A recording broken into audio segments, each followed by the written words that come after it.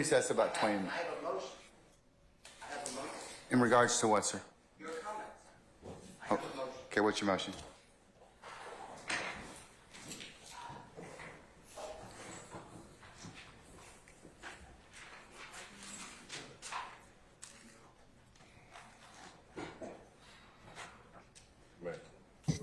This is the second time that this honorable court in front of the jury has addressed me inappropriately and wrongly.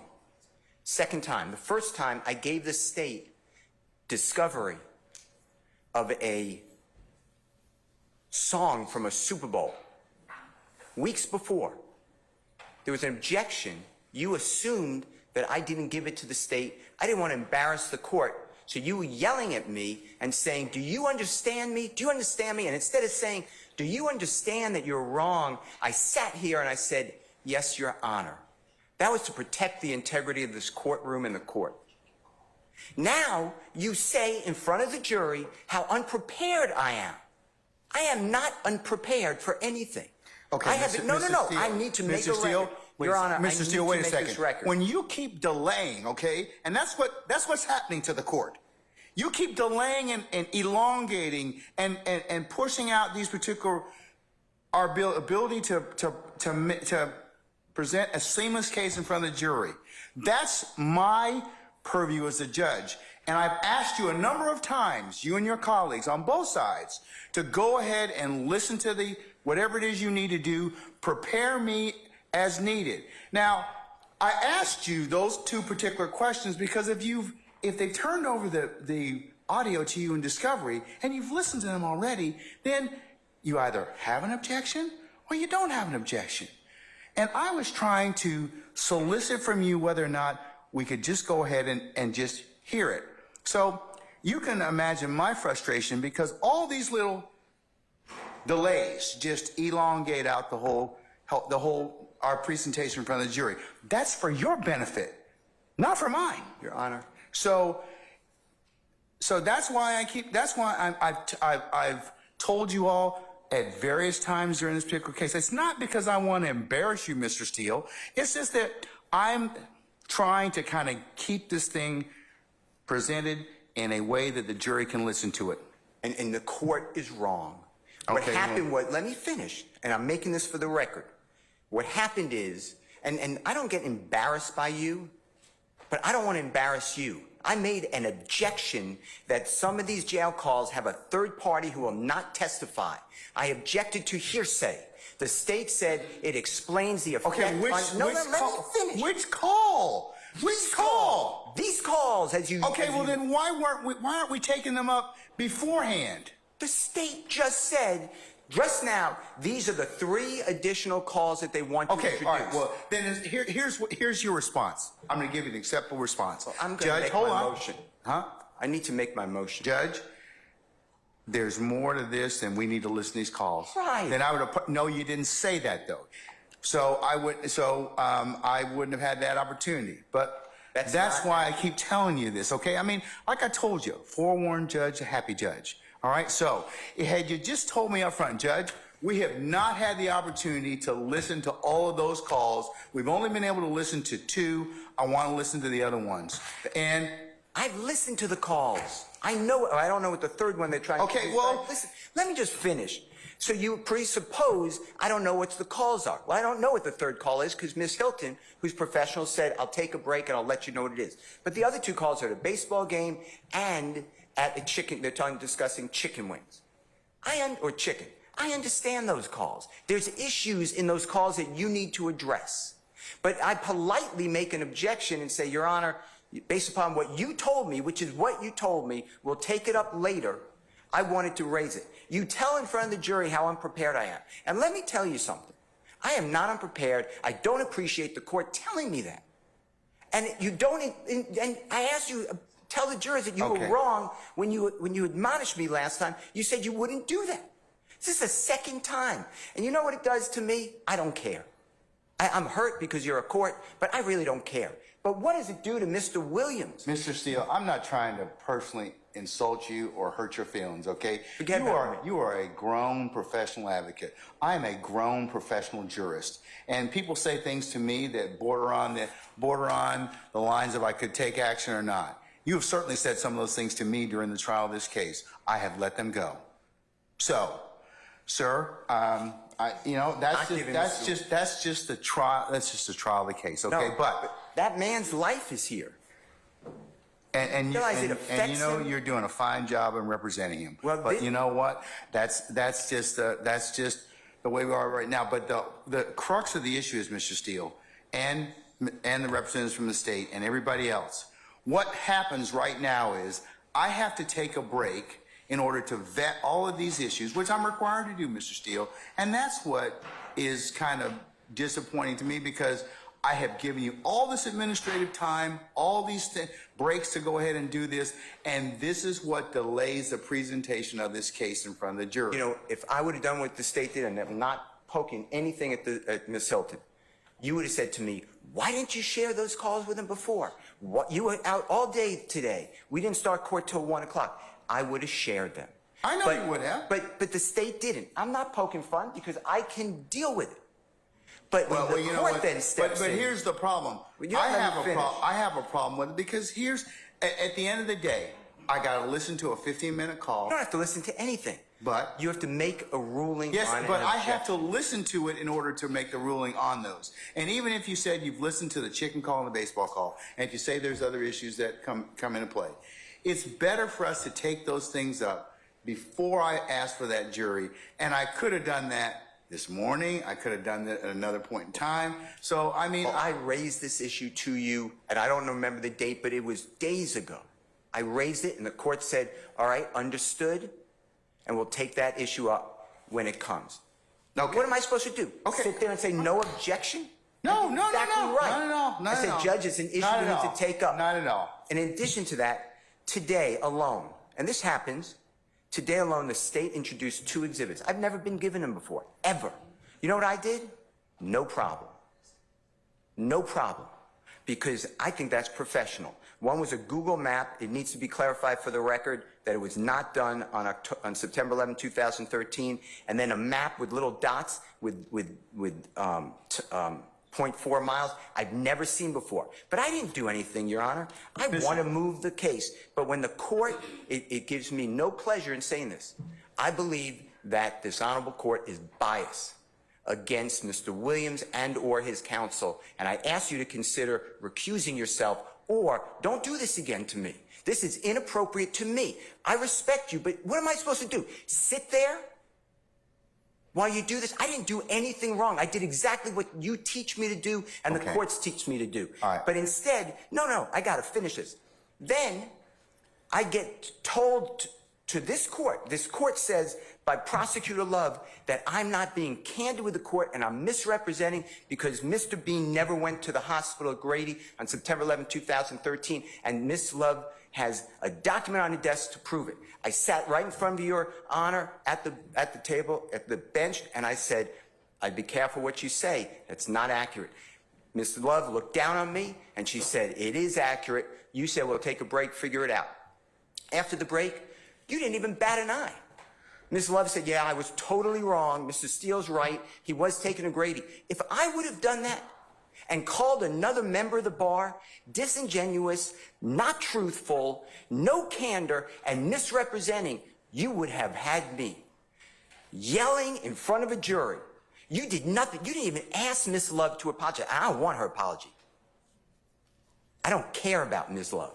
But I care about the court. And now if you can walk in someone else's shoes just for a minute and see what you're doing to Mr. Williams, because it's hurtful. I'm not the one wasting time. I'm here every day ready to go. I am not wasting the time. I make a motion to ask you to please recuse yourself. I know it has to be in writing within 5 days. If you want me to do that, I'll do it. And that's to go to another judge. But this is what's going on, Your Honor, whether you see it or not. You're yelling at me in front of a jury for nothing. And then you won't apologize. And I did nothing wrong ever on these occasions or others. I'm going to go ahead and address your motion at this point in time. I'm going to deny your motion at this point in time. And also just direct you that I have the responsibility to control the proceedings in this particular circumstance. Sometimes things get kind of heated, and that's that's the crucible and trial of any particular case. I am not in any way intimating or insinuating that you are not professional, you are not prepared, but the things that I am bringing up to both of you, and I have fussed at both sides for this particular issue of not being prepared in the sense of, and the only reason it affects the trial of the case is it makes the proceedings a lot longer than they should be, because all these things could be taken up. And sometimes if we've got to parse out all these things, as you can see right now, it takes time, and that's what I'm kind of concerned about, having been a jurist for a long time. So, I understand that you're a zealous advocate. You in no way offend me by raising any type of motion.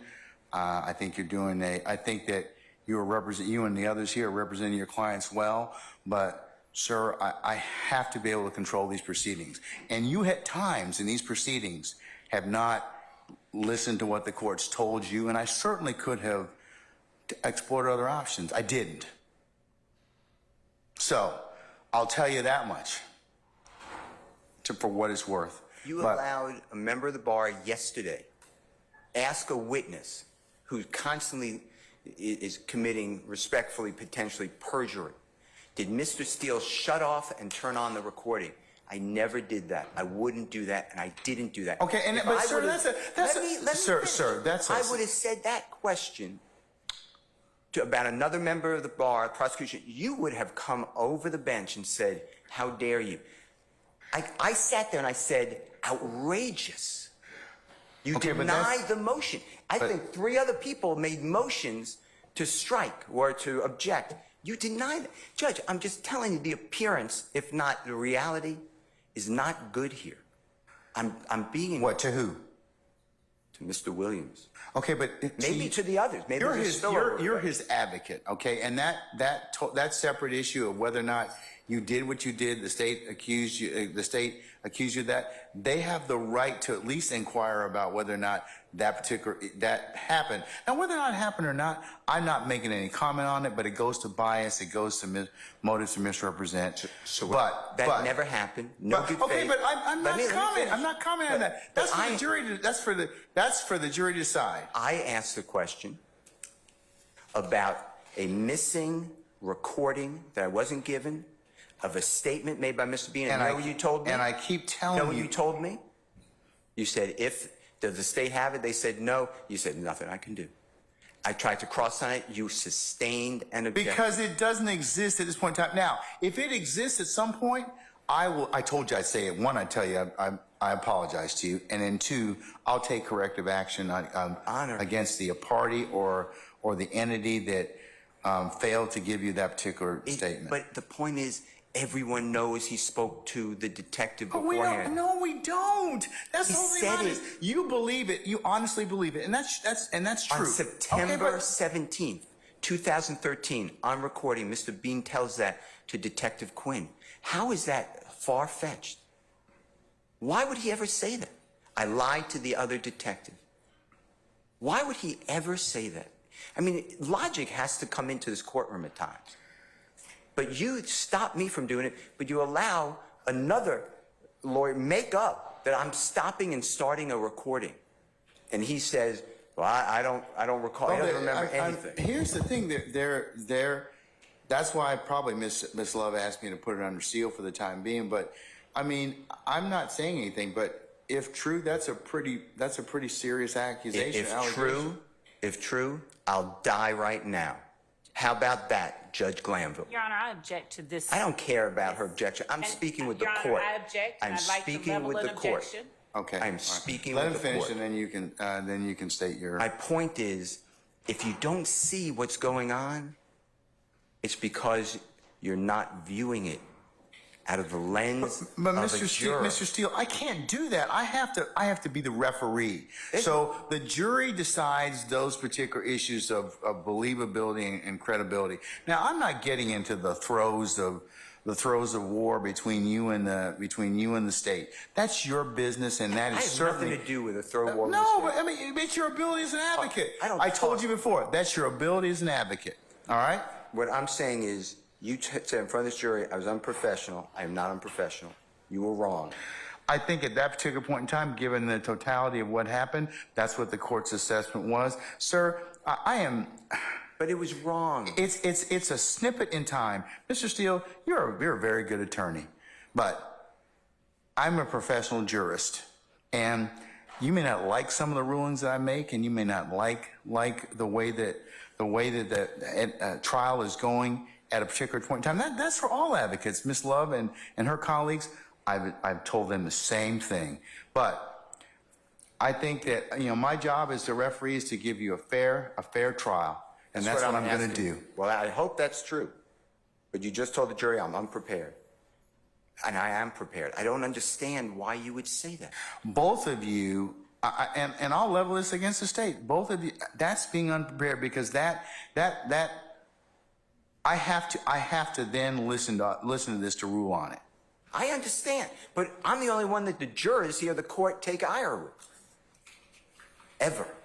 Without an apology, without... Oh, I think I've taken Ms. Love and Ms. Hilton and her colleagues to task many times. No, I've heard you yell at them. I've taken them to task as well. I've heard you say to her, stop interrupting me, answer my question. That's taking them to task? The jurors never heard that. Ever.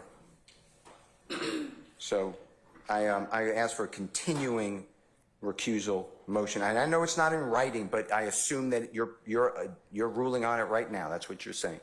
Well, when you got to put it in writing, but I mean, I'll rule on it at this point in time. I'm going to deny the motion, but you need to put it in writing if that's what you wish to do, and I'll appropriately. I'm also asking for a mistrial based upon your statements. I think I made that clear, but I'm asking for a mistrial. Okay, now, Ms. Love. I don't think it's a fair forum for Mr. Williams. Okay. And I don't want to ask for a mistrial, but I have no choice when the court is saying what it said, and I'm not going to repeat it in front of a jury. That's hurtful. And I'm not saying me. I mean, regardless of what I think of it, it's hurtful to Mr. Williams getting a fair trial. Ladies and gentlemen, this is one of our breaks. I'm going to need to probably ask you to retire to your headquarters jury deliberation room, and we'll call you back in just a minute, okay, when we finish up our business, all right?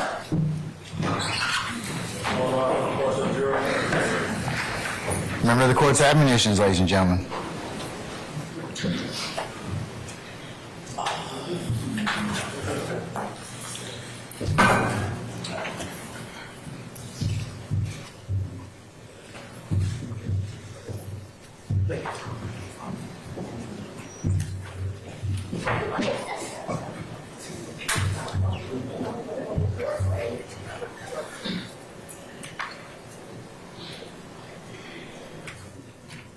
All right, please be seated. Our jury has left us.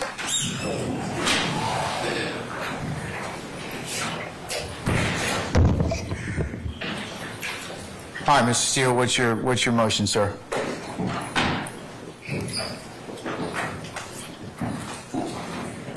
Good morning again, Your Honor. Your Honor, last week, 2 weeks, 3 weeks ago, you ordered the parties to share all of their displays in opening statement to the others so we don't have to have these interruptions. I did that. The state shared with me 4 attachments. That's all they had. That's what I got. What you just saw on your screen, if you don't remember, I'll ask the state to put it up, and I asked for it to be marked as exhibit, is what you already excluded. It states that Mr. Ryan was convicted of murder, and I represent the co-defendant who's not on trial on the appeal. How did that not get sent to me so I could bring it to this honorable court's attention, 1? And 2, how do we just violate court orders? So, yes, I have a serious motion for a mistrial because it's intentional misconduct. That's my motion. All right. And I'd like the screenshot to be captured for Mr. Weaver to put in the record. I'll admit it as next court exhibit in order of the state's presentation anyway, so. All right, so that'll be court one for purposes of the trial. So, Ms. Love, what's your response to Mr. Steele's assertion about Mr. Ryan? As it relates to Mr. Ryan and the exhibits that the state intended to play and to display for the jury, I sent to Mr. Steele and everyone else the pictures and the photographs that I expected to use. As it relates to the slide to which Mr. Steele is now referring regarding his representation on appeal, I'm not certain if the objection goes to the fact that there was the conviction, because that's part of the indictment and that's part of the evidence that the state expects will show, or if it's as to his objection about the fact that he represents Mr. Ryan or Mr. Blaylock on appeal. Don't represent Mr. Ryan. Mr. Blaylock, then. Excuse me. I would never said this, ever. That's it. So what's your objection based upon, Mr. Steele? Objection based upon, I argued this before this honorable court. You argued the prosecution that before they ever mentioned my name, you granted this motion. That I did. You brought him up to this honorable court, outside the presence of everybody. We're an open statement. I am lied to. I am saying that. I am lied to. I don't know if anyone else got that exhibit. I did not get that exhibit. And I see everyone says shaking no. And now it goes against the court's order. We are bound, duty bound, to follow this honorable court's order. I'm going to join in the objection on behalf of Mr. Steele. Let me see the... I can put it back up, Yes, Judge. ma'am. And Your Honor, while I am putting that back up, I will state in my place that initially when there was the objection from Mr. Steele, I didn't have a clue what it was about because I didn't mention his name and didn't intend to mention his name. As I looked at the screen, I saw that part of his name was on the screen for the most part. But I mentioned that, I ruled upon that last week. I did. That we were not, I would take it as it came in this case, and if the evidence got to that point, then I would deal with it accordingly. Yes, Your Honor. So,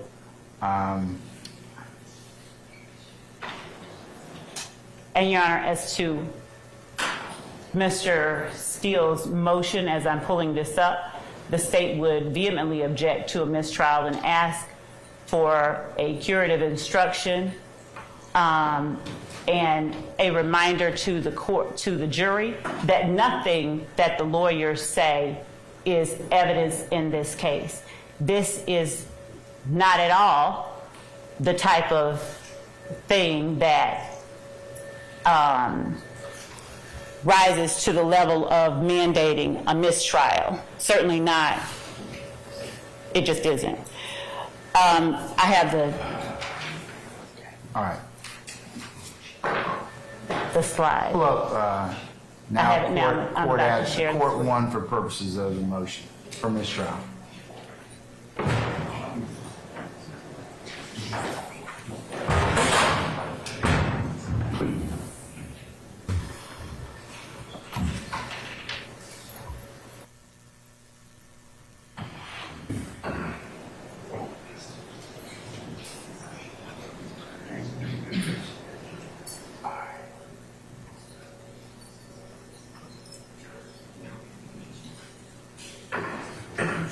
All right.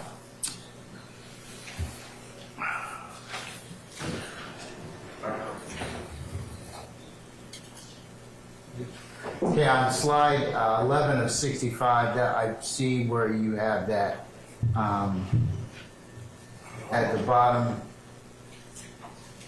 represented by Brian Steele. So we can leave that for the time being. Leave it for the time being because it is what was it was up. I'm going to deny the motion for mistrial, Mr. Steele, but I will go ahead and give a curative instruction to our jurors at this point in time. So. Your Honor, I'm supposed to ask for a re-occurrence in court for my mistrial before the next process goes on, I'd like you to do me a courtesy, if you would, and allow me to do that now and preserve the motion for mistrial. You made your motion for mistrial, and the basis, and I'm going to mark the whole state's presentation as court one for the purpose of your motion, and it will go in as stated. And I have two other issues I'd like the court to just take up. One is just remember, I know you ruled on it, but the state said earlier today that Mr. Williams is contacted through parties that they don't know to pay for other people's lawyers. So I think that couples with that exhibit. And number two, I'd like the court to now order prosecution to give me and anyone else who wants to see it. I need to see respectfully what you ordered last week, all of the displays of the state of Georgia that they have not given to us. So that's why What do you mean by what displays are you talking about, Mr. Steele? I never saw that. I never saw the wolf. I never saw the indictment. You ordered I gave all my displays. I gave everything to the state. I got from the state. Are you talking about using for opening statements, sir? Of course. Okay. Should have been done. All right. All right, Ms. Lowe. Yeah. Wait. Thank you, Your Honor. Two matters, Your Honor. One, the first thing that Mr. Steele has requested of the court regarding the representation that the state made about other YSL members contacting Jeffrey Williams for representation is absolutely and has always been a part of what the state expects will show at trial. I'm going to deny that portion, but to Mr. Steele's point, I'd already made that issue in terms of his particular involvement, and anything you need to let me know prior to that, and I need to rule upon it, and also subject to foundation. Yes. Just like this, so yes. I assume that what you told our jurors is what you expect the evidence to show? Yes? Yes, All right, definitely. so I'm gonna overrule that part of his objection. What about the last thing you mentioned? And Your Honor, as to the court's directive that we turn over anything or any exhibits or photographs, that was my understanding of the court's directive, that we expect to show an opening statement. As a matter of course, I can again reiterate the fact that it was an inadvertent omission to leave Mr. Steele at least part of his name on here. I got that, but he's talking about, is there anything else you're going to use in open you haven't shown to defense counsel? I He's don't telling mind us. sharing. Well, I said that. I told you to do that a week ago. Your Honor, because here's what I told you was going to happen. I've got a jury that's out right now that's being interrupted. And Ms. D. Williams, you should have made your motion or should have told me about that an hour ago or when you found out about it. Not hijack me at the bench about that. You did what you had to do, but I'm not happy about that. I'm not happy about any of this. Because this is stuff we could take care of before our jury comes in. And that makes you all, lessen your ability as advocates and lessen our ability for this jury to go ahead and get this case seamlessly. This is what I told you all was going to happen.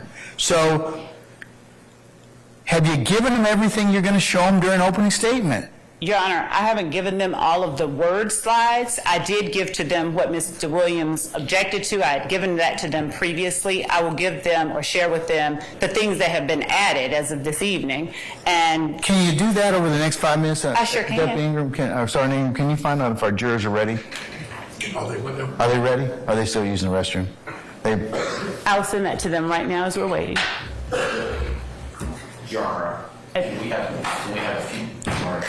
Your Honor, Jay Apt on behalf of Mr. Kendrick, can we have 5 or 10 minutes to review whatever Ms. Love is going to send us? You can take a comfort break, and I'll come back at 10 of 12. And like I said, whatever we don't finish before 12:15, we'll pick up after lunch. Okay? Thank you, Your Honor. Who's talking?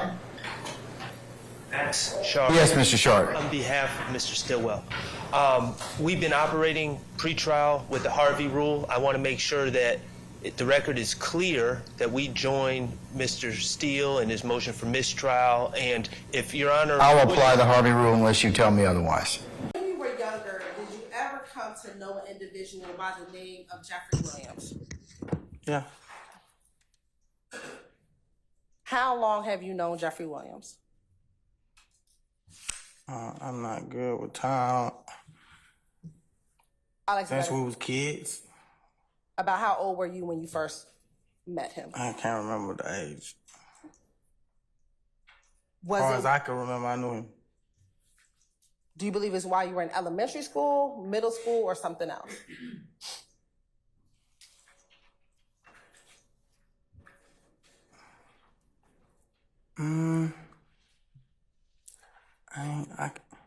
I've been knew him. I can't. How did y'all meet? Before I knew him, I knew of him. Put it like that. I knew his family members before I knew him. Which family members did you know before you knew him? His mom, his dad, his sisters. How did you know his mom, his dad, and his sisters? I can't remember which one of them, but they stayed in my apartments. I don't know if it was his mom or his dad, but they stayed in my apartment. I just never seen him. I always seen his brothers and sisters. And did they stay in your apartments at Gilbert Gardens? Yeah.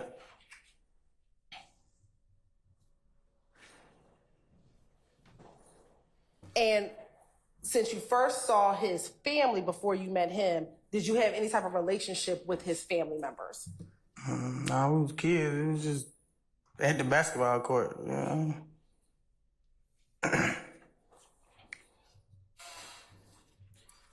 Now, do you call him Jeffrey Williams? Huh? Do you call him Jeffrey Williams? When you refer to him, do you I call don't call nobody by their whole name. Okay. What did you call him? Lil Jeff. Anything else? Just call him a lot of names, a lot of nicknames. Okay. What are some of the other nicknames? Prune. It's a family nickname. Okay. I heard his family call him that. I called him, start calling him that too. On a joking, playing with him. Anything else? That's all I can remember. All right. And do you see Jeffrey Williams in the courtroom today? Yeah. Okay. Can you identify him by article of clothing he is wearing? I will stipulate that Mr. Murphy identifies. All right, it shows out. The record will reflect. Thank you.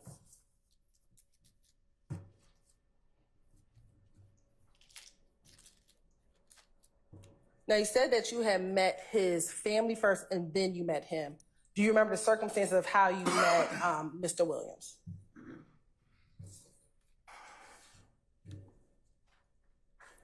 I can't really remember, man. You asked me to think about a long, long time ago.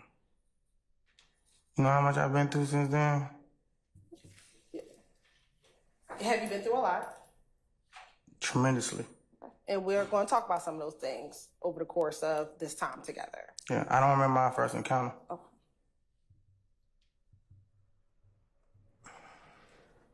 What was your relationship like with Mr. Williams when you all were younger?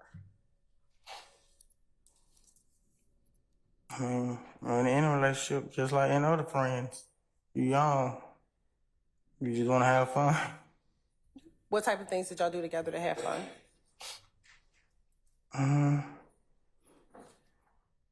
One of our biggest things was listen to music. The dissect music.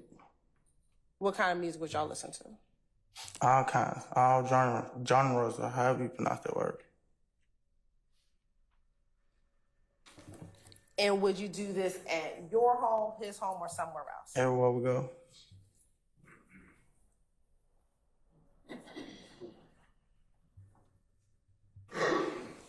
As your relationship developed with Mr. Williams, did your relationship with any of his family members develop? I understand what you asking. Sure. You and Mr. Williams have been friends since childhood. As you all continued your relationship and your friendship, did you grow your relationship with any of his other family members? His mom, his dad, any of his siblings? Yeah. Okay. My mama called him son. His mama called me son. What about his dad? Did you have a relationship with his father? We were cool. I ain't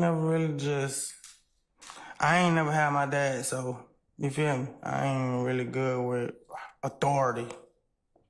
But we was cool. I respected him, he respected me. Did you ever look to his father as a father figure for you? No.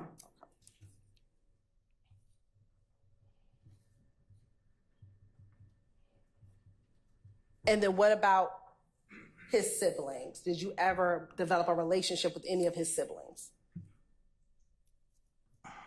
Yeah, Okay. Who? all of them. And how many siblings does he have? Too many to count. Does he have a sister by the name of Dolly?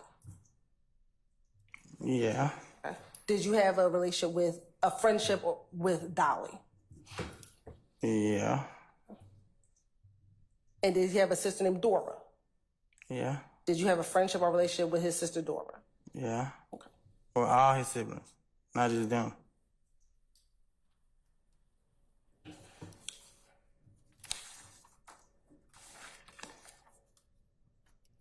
Did you and Mr. Williams ever go to school together? I think we went to alternative school at the same time, I ain't sure. And did the two of you ever do any recreational activity? I mean, sports or anything like that? Did you play on any sports teams together or anything of that nature? I never played sports. What is your current relationship with Mr. Williams? I don't have a relationship with him. When did that relationship cease? It never ceased, it's just, I went to prison. And while you were in prison, you did not maintain your relationship or friendship? When you in prison, you don't retain no relationship. All that in. And since you got out of prison, did you not rekindle your friendship when you got out of prison?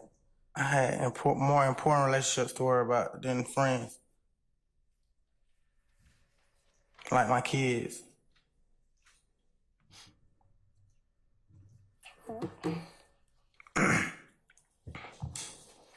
Permission to approach?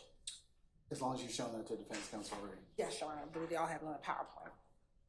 I'm going to show you what's been marked as State's Exhibit 3, Charlie.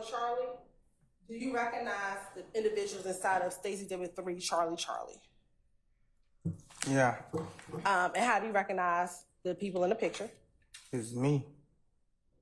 Okay. Is that a fair and accurate depiction of you in that picture? Yeah, Does it look like you? yeah, Is there anyone else in that picture? yeah, Okay. And does it look like that person who was in the picture? yeah. Okay. Your Honor, at this time, the state would like to tender State's Exhibit 3, Charlie into evidence. Any objections to States 3 Charlie? All right, States 3 Charlie is admitted and may be published as you see fit.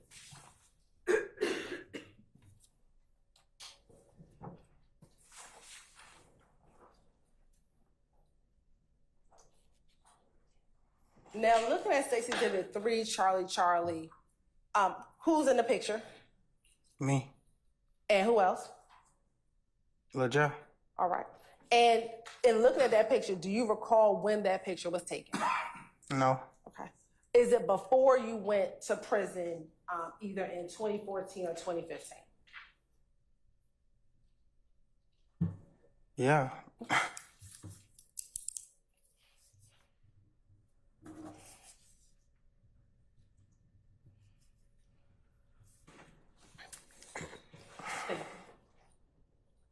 A. Smith. Would you spell is common spelling for Smith? SIMTH. Okay. Thank you, and good morning, Ms. Smith. It's still morning. Good morning. All right. Ms. Smith, would you tell the jury where it is that you're from? Atlanta, Georgia. Born and raised. Born and raised in Atlanta? Yep. All right. And on January the 28th of 2015, did you live in Atlanta? Yes. All right. What was your address? I don't remember the address. Off Cleveland Avenue. Do you recall during that time living on Springdale Road at 2905 Springdale Road? Yes, All right. Now, were you living there with anyone or were you living by yourself? by myself. And is that an apartment, a house, condo? Townhome. A townhome. All right. And you said that it was off Cleveland Avenue? That's what I said. Okay. Ms. Smith, were you living at that time in apartment P3? I don't remember the address. Okay. Do you recall having a neighbor by the name of Gilberti Mack? I do. All right. And do you recall whether you asked Mr. Mack to put cameras on his house? Can't tell nobody to put a camera in their house. That's their house. It is. Do you recall whether you ever requested that of him? I Okay. didn't. All right. Now, back on January the 28th of 2015, how long after that date did you live in those townhomes? Left. Did you leave on that particular day or the next day or shortly afterwards? I wasn't there before that. Okay. Now, when you say you weren't there before that, what do you mean? I just wasn't home. Oh, you mean you were home on January 28th? If that's the date, I wasn't there. Okay. When did you move out of those apartments? I don't remember the exact date. The day they said I had to leave. Did anything precede your having to leave? A shootout. All right. Now, when you say a shootout, what do you mean? You weren't there, so what do you mean? And the jury hasn't heard this, so please tell them what you mean when you say a shootout. I mean, I had to go there. I got a call from the rent office saying that my house got shot up. Okay. And was that at night? Do you recall? I think so. All right. And so when you go on scene to see what's going on, what do you see? Bullet holes. Where do you see the bullet holes? I don't remember exactly what a bullet holes was. As far as not specifically remembering them, what I'm asking is, are they inside your home? Correct. All right. Do you recall whether the window or the door was hit or something different? No. All right. Now, when you got there, were there police inside your home? No. Did the police go inside your home with you? With me, no. Did they go inside your home? I'm sure they did. All right. Now, when you say a shootout happened and after that you left, do you know how long it was after that that you left? No. All right. At the time that you lived, and I don't want to get too much into your personal business, but at the time that you lived at that apartment complex off Springdale Road, did you know a person by the name of Kelvin Watts? Of course. Okay. And what did you call him? Shell. Okay. Shell, did you also call him Lil Kel? No. Okay. Did you ever call him by the short No. name Kel? I just told you, Shell. I understand. So at the time, around January 28th of 2015, or before, had Shell been hiding out in your house? Sustained. Had Shell been staying at your house at all? We was dating. Okay. How long had you all been dating? A few months. All right. Now, when you were dating, did Shell stay at your house sometimes? He visit. He didn't stay. Okay. Did he ever hide out at your house? He visit. I just answered your question. I understand. Did you ever tell police on January 28, 2015, that Shell had been hiding? Objection, Your Honor. I just answered That your calls for question. speculation. Overruled. And Ms. Smith, I'm not going to keep you up here very long, but I'm going to ask you a specific question because the jury, Your Honor, if I may just be allowed. Overruled. I'm going to ask you questions so that the jury who doesn't know the answers, so that you can answer for them, okay? Did you tell the police that night that your friend Kelvin had been hiding out at your place? I did not. Okay. Do you remember talking to police that night? No. Right. Do you recall the name, or do you recall an Officer Collins being the officer that responded to your scene? I do not. Do you recall what the officers looked like? I do not. Okay. Do you recall talking to anyone about your friend Kel in the presence of officers? No. Do you recall telling them anything about anyone that might have wanted harm to Kelvin? No. Okay. How long do you recall, if you recall at all, the police being on scene? I don't know. All right. I wasn't there. Were you there when you got called and you came out? When I got there, nobody was there. Okay. So you don't, Next day, I went down the next day. They said I had to come the next day. You said when I got home, they wasn't there when I got home. so the night that the rent office called you, is your testimony The that- rent office just, I know the person. She called me and told me. The next door neighbor called and told me my house got shot up. And what was the name of the next door neighbor? Just called his name. Gregory, whatever his name is. Gilberti Mack? I know him as Gio. Okay. So when Gio called you, it was that night that your house had just gotten shot up? A few people called me. It wasn't a secret. All right. And did you arrive on scene that night? Did you get back to your house that night? I came, nobody was there. Okay. Do you know about how long after you called or you were called that you came back to your house? No, I do not.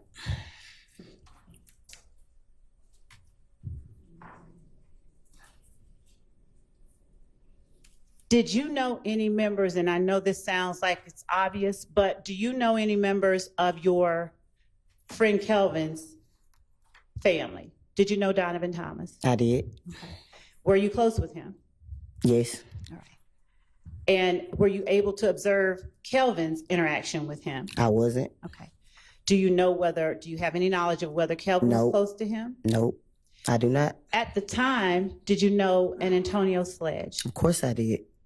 Why do you say, of course you did? Because I dated him. All right. Were you dating him at the same time you were dating? I wasn't. Kelvin, how long before your house got shot up did you stop dating Antonio Sledge? A couple of months. The same time I just told you when I started dating Kevin. Okay. And what did you call Antonio Sledge? Montun. Montun? Yeah. All right. How long had you known Montun by that time? Been on Montun since I was like 15, 16 years old. Okay. How long had you known Kel or Shell Kel at that time? Not that long. Okay. Now, at what point do you now recall speaking to the police at all about shooting at your house? I don't. Do you recall ever communicating with the police in any way? I just told you. I went down the next day. You just asked me that. Okay. Who did you talk to when you went down I the next don't day? know. Where did you go down to? The headquarters. All right. Do you recall an investigator, Dennis? I just told you. I don't remember nobody's name. Okay. Do you recall providing a video to the police? I don't. Do you recall a video wherein Antonio Sledge was talking to the camera? It's all on social media. I play it, so of course I seen it. All right. Could you speak into the... It's on social media. Of course I seen it. Now, when you say it's on social media, of course you've seen it. What are you talking about that The you've video seen? that you're talking about. The trial is on social media. Okay. So yes, So- I seen the video. And describe the video that, since we've shown a lot of them, that you're talking about. The video's Mootsoon calling Shell Kell out. All right. Did you know at that time Lil D? Of course I did. All right. How long had you known Lil D? I don't know. All right. Now, the video of Mootsoon calling Shell Kell out, did you provide that video to the police? I don't recall. Okay. Do you recall emailing anything to the police? I don't recall. Do you recall an investigator Gaither? I don't recall. I just told you I don't remember nobody's name. All right. And to be fair, do you have any desire to be here today? No. Okay. Thank you. That's all that I have. All right, do any defense counsel have questions for this witness? Not on behalf of Mr. Stillwell. Thank you. On behalf of Mr. Williams, no question. None, none, none. All right, thank you, you're excused. Call your next witness. Your Honor, the state calls Ms. Ladder.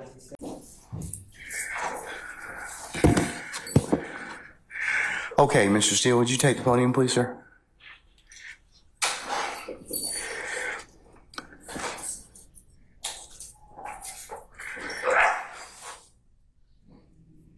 All right.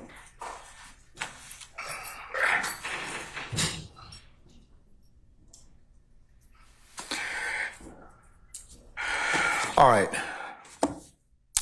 Mr. Steele, before I recessed, I asked you, how did you get this information? And it is not covered by work product.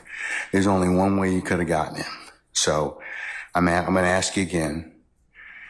And I respect that. And it gives me no joy, but as you know, Georgia Rule of Professional Conduct, please check me.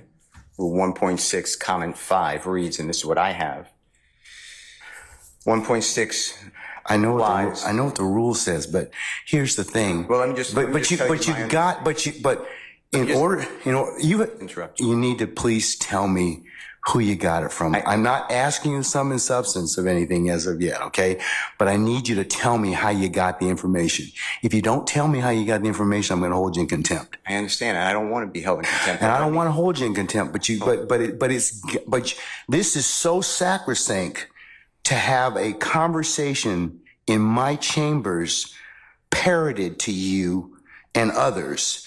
It is that serious. Yeah. And that's why I raised it. It is that serious that we should have been there and it shouldn't have happened. Sir, that's a whole separate issue. And that's why ex parte conversations are recorded. Why would it be ex parte? You're acting like it's ex parte under seal. It's ex parte. It's ex parte because that's what the state asked me to do. It's just like when you asked me for an ex parte conversation. I've never asked this honorable court or any court to meet with me and a witness. Sir, you're straying off the issue. I'm not. The issue is how did you get this information? I understand the issue. I promise you I understand it. But what I'm trying to ask you is, if you look at comment 5, this is how I understand the law. You cannot you can't violate something and then use privilege. Okay? I'm not violating anything. Okay, but that's why I'm saying, how did you get the information? But just listen to what I'm trying to tell you. You're threatening me with contempt. The privilege in 1.6 would occur if you were in the right place, right time to begin with. You weren't. Let me tell you. I'm just reading from it. But if I'm reading it wrong, I'm not trying to. It says 1.6 applies not merely to matters communicated in confidence by the client, but also to all information gained in the professional relationship, whatever its source. So you're asking me to break, you're ordering me, maybe, you're asking me, I'm not saying you're ordering me, but to give you information, and you're saying it's not substance, but I'm telling you I can't do that under the bar rule. All right, well, I'm going to hold you in contempt. And you can think about it. 5 o'clock today, we'll see where you are at that stand on that point. Because no, that's not what I understand the rule to be. I've not asked you sum and substance of what was said. I asked you how you got it. You can't do that. Yes, you can, because I have an idea how you got it. Well, your idea. I have an idea how you got it, but that's improper, sir. Your idea may be wrong, and you're asking me to listen. I told you the first time. And I'm not going to breach that confidence. I don't want to hold you in contempt, but this is that serious. Judge, you cannot eavesdrop and get information that was not meant for you to hear at that particular point in time. Judge, listen, and listen, I'll do whatever you want to 5 o'clock or thereafter. But what I'm trying to tell you is, Your Honor, this is so serious to me. We need a hearing, and I'm moving for a mistrial. It is my understanding, based upon information belief, from whom? Part of it. From whom? Well, I'd like to get the substance first, and then we can. Okay, well, then you'll be in custody until then, because you need to tell me how you got the information. I'm not asking you what was said. You've already kind of given us some snippets of what you said. That tells me that somebody parroted that information to you. So, but you're assuming something because I told you already. Well, then, other than if you were sitting, unless you were sitting in there with a recorder or Miss Love or Miss Hilton or one of the deputies gave you that information, or Miss Weaver shot you a rough copy of the transcript, there's only one other person that's left. Well, Your Honor. And if that person gave you that information or shared that information with you, she probably violated privilege. Well, let me tell you two things. One, I don't know how that is a privileged communication. It shouldn't have been. Well, it's because she has a client she's supposed to represent. Who are you talking But anyways, I'm not going to have a. When I got this information, I'm not going to have any further conversation with you about this. I want to know. The question still remains. I want to know who gave you the information. I'd like to know what information happened outside our presence. That's really it. He can go into custody at this point in time. I think that the court needs to again declare a mistrial based upon. Okay, and I'm going to deny your motion. I'm going to deny your motion. I understand that you spoke with a witness outside of our presence. And whenever, yes, I had an ex parte conversation, which is appropriate. And you influenced the witness based upon information belief, and I'd like to have that all on the record. All right. I mean, I don't know why that's so hard to do. If nothing happened bad, that's fine. But you're acting like, tell me who it is and don't talk about the substance. Why can't we have an issue that was outside of presence? It should not have been. Because you got some information that you shouldn't have gotten. Why? Well, that's for another day. But why? Okay, why that's for another day. In the first place, I didn't know about this stuff. That's for another day. So I raised it as soon as we found out about it. Well, I gave you the case I'm relying on. I assume you read it. If you didn't read it, you should read it. It's a material part, a critical part of the case. When a judge speaks with a witness outside the presence of the accused, the court has said it's right there in Division 2. Okay. That is a material or critical part of the case, and it's an automatic reversal. Mr. Steele. But you're acting like it's Mr. Steele, that is not that is not the case when somebody discloses information in a ex parte conversation that one of the parties lawfully asked me to hold. You're not supposed to have communication with a witness who's been sworn. You know that I'm not telling you. I'm just saying if you read I'm assuming you read it. That's what it says. And you did it supposedly. Does the state wish to be heard? You said it supposedly. Yes, Your Honor. And what I'm trying to get to is why did that happen outside of presence? And I need to have I'm respectfully requesting the transcript that you mentioned to be given to us so we could really understand it. And then anything that was not on the transcript, if anything, that we understand what happened outside our presence. Okay. And now you have put it where somehow I have to reveal, and I told you the first time, I'd be breaching 1.6. And I know you're assuming something. I don't think you're breaching 1.6. You can't hide behind 1.6. I'm not hiding behind anything. And you can't hide behind, yeah, but the thing is, I think you got this information. Somebody disclosed it to you, and that's the only way you could have gotten it. What I got. Because unless you're sitting there, you're eavesdropping. So you can't use something ordinarily that you had no business getting to begin with, and then stand on, well, hey, we didn't give you the information, or that a party didn't give you the information. So, Your Honor, but that's the issue, isn't it? Well, why aren't we that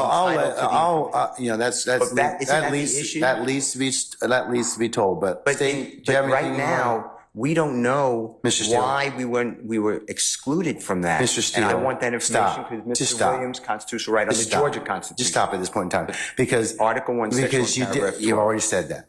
You've already said Georgia that. Constitution, and we have the right to be present. All right, Mr. And we're not waiving anything. Yes, Madam, Ms. Love.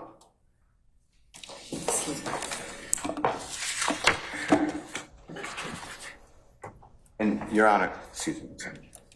And I know I said this previously. Yes, sir. But we are not accepting any proffer from Ms. Love. Okay, excuse me. Okay. All right. To the court.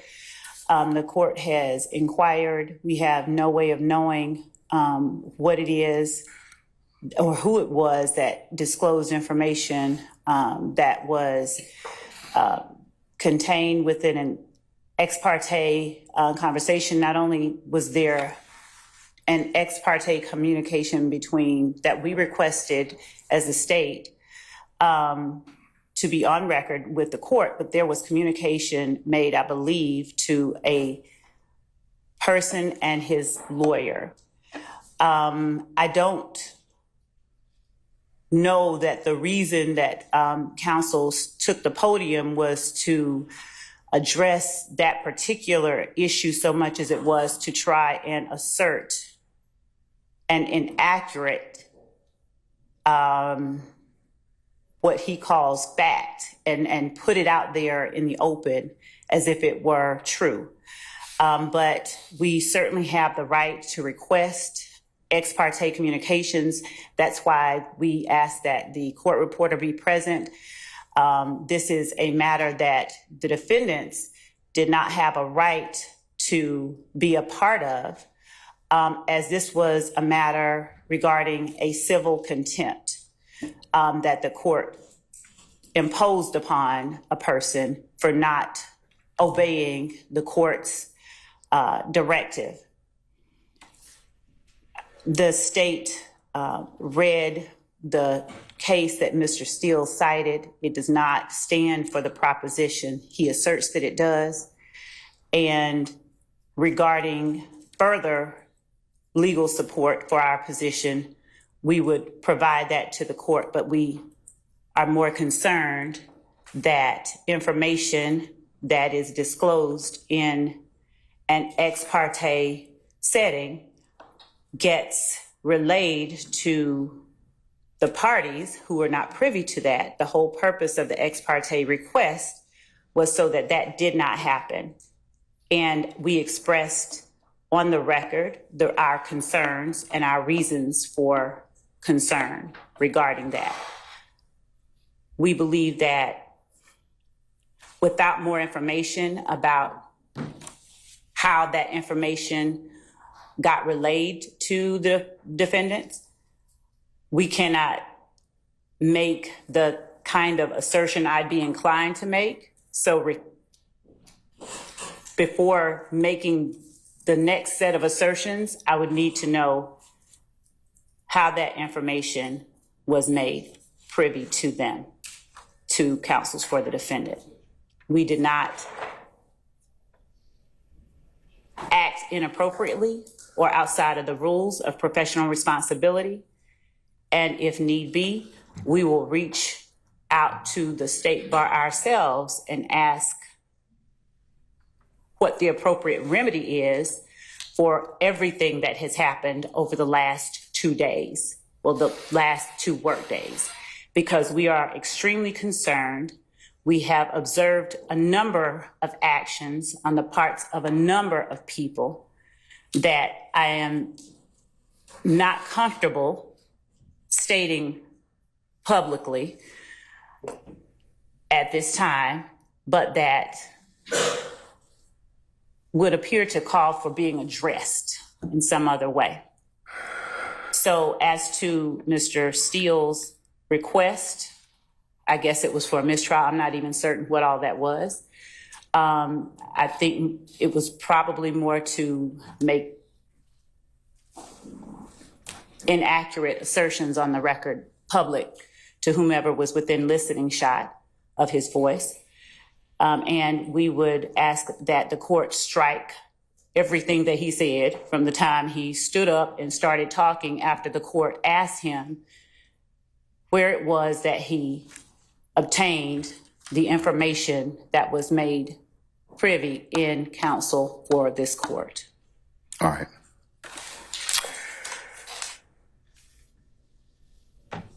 And regarding Rule 1.6, Your Honor, we read 1.6 as standing there. 1.6 in no way shields Mr. Steele's answer that the court requested he give. Rule 1.6 has to do with attorney-client privilege, and that is information that Mr. Steele obtained from his client regarding whatever matters. I don't know if the information was leaked to his client from someone who was in chambers, or if the information was leaked directly to Mr. Steele. In either event, it is concerning and in no way falls under the protections of Rule 1.6. If the court would allow me a moment. All right.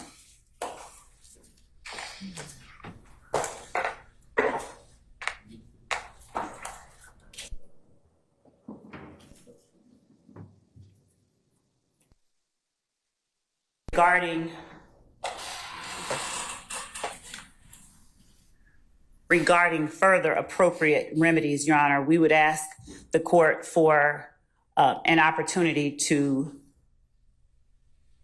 further look into appropriate remedies for circumstances such as this, apart from what the court has already said, because it's grave enough when information is leaked from within the court's chambers regarding a matter that has been requested as ex parte, and we would ask for the opportunity to present to the court additional appropriate remedies that we believe are available. All right.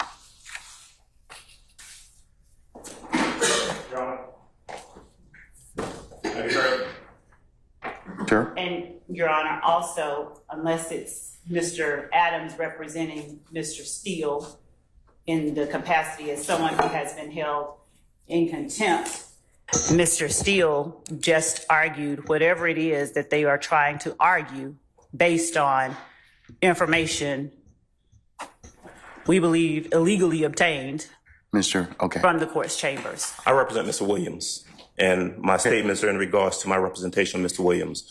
All right. He has two attorneys. Okay, yeah, he does, but The court now having found Mr. Steele in contempt, if the court continues in that position, that leaves Mr. Williams represented, at least at this juncture, by myself. That puts me in a position of making sure the court is aware that I'm in receipt of the same information that Mr. Steele received. I'm of the same opinion that the court has engaged in behavior that I believe compromises and corrupts the continuation of this trial. I do believe that we are entitled to and should receive a copy of the transcript so that a full investigation can be made as to what we believe has occurred here. And so I take the same position as Mr. Steele. I am asking for a mistrial, as he did previously, and I'm telling the court that I do not believe that we can proceed at this point based upon the information that we've received. all right. So, And frankly, I don't believe the state has any say in that. My statements are in regards to my representation of Mr. Williams, and if Mr. Steele is going to be held in contempt, I have exactly the same position. I also do not. well, believe I asked him, so I didn't ask you. Yeah. So, but I'll leave it at that. Okay.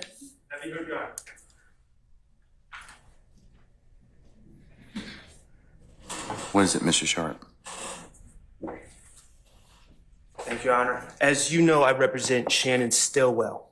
On behalf of Shannon Stillwell, I am going to be moving for a mistrial, first and foremost. I just want to clear up a few things that have been said. Today, we were instructed to come 8:30 for a 9 o'clock start. I would not be honest with the court if I said I was here at 8:30, but I was probably here at about 8:40. We did not start till approximately, I'm estimating 11 o'clock. Clearly,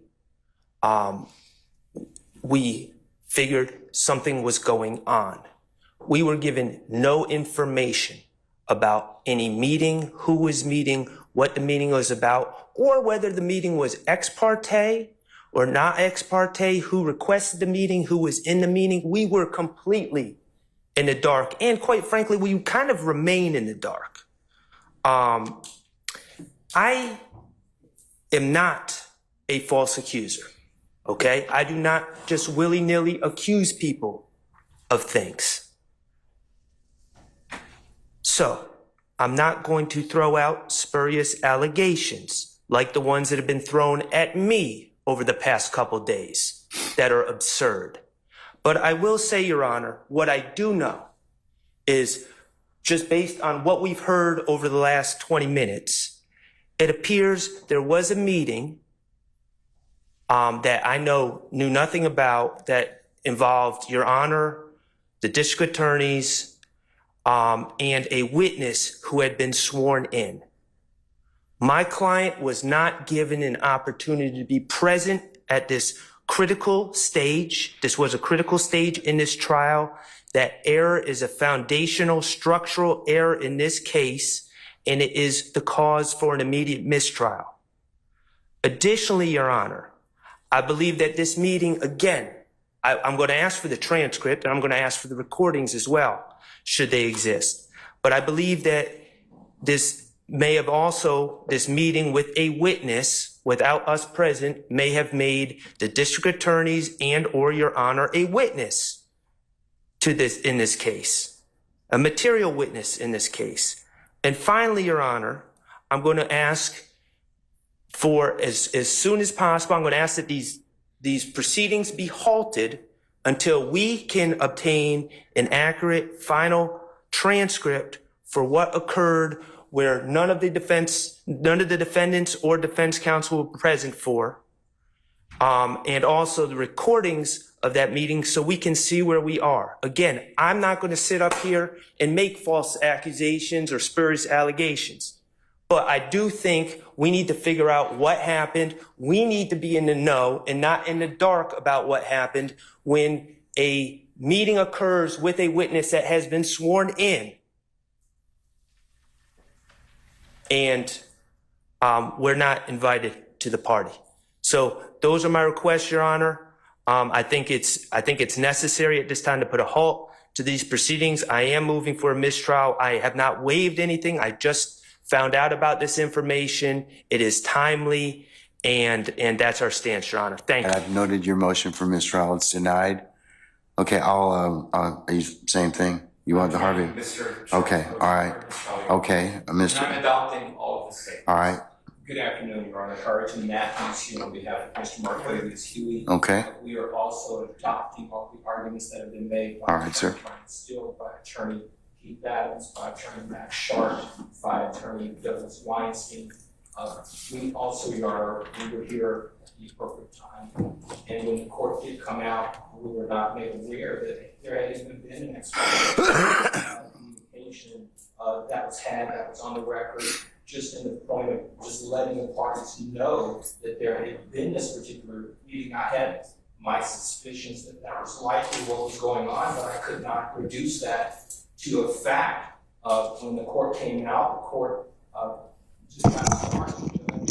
We believe that based upon, again, ex parte, we don't have to know the substance all the time. Just the fact that there was that meeting, Your Honor, would have at least put us on some notice that there was something that was going on even beforehand. I thought that would have been the appropriate move, but nonetheless, Your Honor, I'm asking the court for a mistrial. I believe that it's appropriate here under these facts and circumstances. Thank you. All right, motion for mistrial denied. Ms. T. Williams? All right, thank you, madam. Motion's denied. Mr. Garner?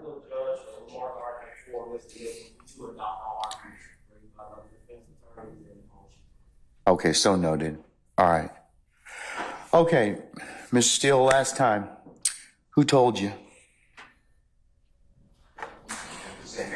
All right, Mr. Steele's in custody, and once he clears the area, we'll go ahead and get started. If by that point means we'll get started and resume the trial, Your Honor. Yeah, we're going to continue. I'm not calling nothing. I'm not going to participate in the trial without the Steele and without You don't have that luxury at this point in time, sir. You don't. You don't. without the court addressing. You don't have that luxury. You don't have that luxury at this point in time. You don't. Without the court addressing the issue that we believe is germane. Sir, you all are really getting yourselves cross purposes at this point in time. I don't believe so. Sir, I'm telling you, you are at this point in time. You made some things out of nothing. I think that you're on very precarious ground at this point in time. So I'm telling you at this point in time, he's in custody. We're going to go ahead and start. You can represent Mr. Williams. That's okay. That's fine. I'll take up the other stuff as needed, but I'm not going to take it up right now. Respectfully, I will not. Say again? Respectfully, I will not. I cannot. Sir, you have to. Well, you're gonna have to do the best you can at this point in time, because you don't get to extort the court. That's what you're attempting to do at this point in time, sir. Yes, you are. What you're trying to do is, I'm not going forward if I don't get this. You know, it doesn't work that way, Mr. Adams. And I'm telling you at this point in time, I would just kind of govern yourself accordingly, sir. I'm telling you, as the court, under these particular circumstances, everything will come out as it should. I don't think,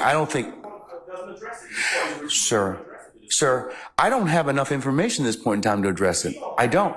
But I'm telling you at this point in time, there is nothing that was given, said, whatever, this morning that. If there is any accuracy to some of the information that we are. But sir, I don't even know. Your co-counsel won't even tell me who said whatever. Okay.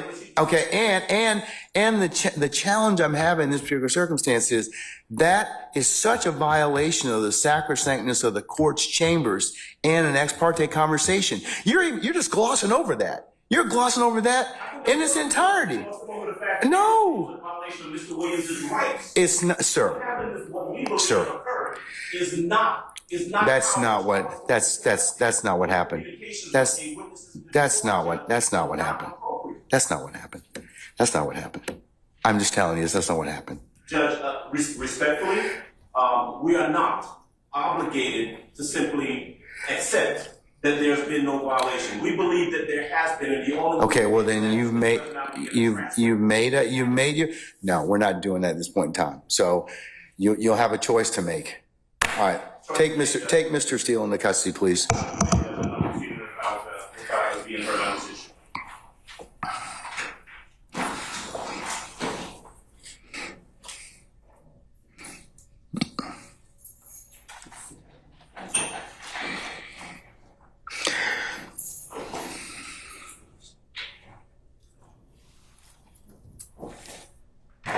Your Honor, would the court afford me one moment to confer with counsel regarding the appropriate remedy in this type of Okay, all right.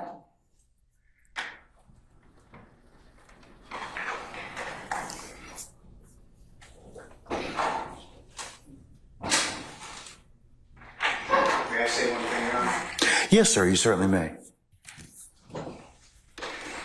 Mr. Williams does not wish to go forward without me being here. You are removing me against his will, my will. You're taking away his right to counsel.